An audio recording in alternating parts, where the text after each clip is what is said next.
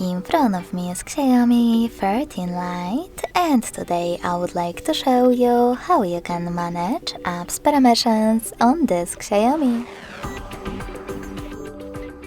You need to begin by opening Devices Settings. Now scroll down to access Privacy Protection. Following that, click on All Permissions and select one of your device's features that you wish to manage, like camera.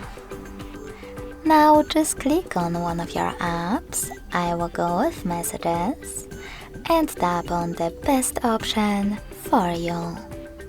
Allow only while using the app, ask every time or don't allow. I want to apply don't allow, so I have to click on it.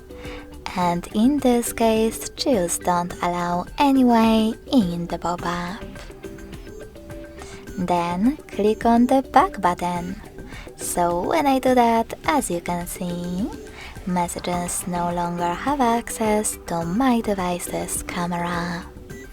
But you can always select any app, like Google.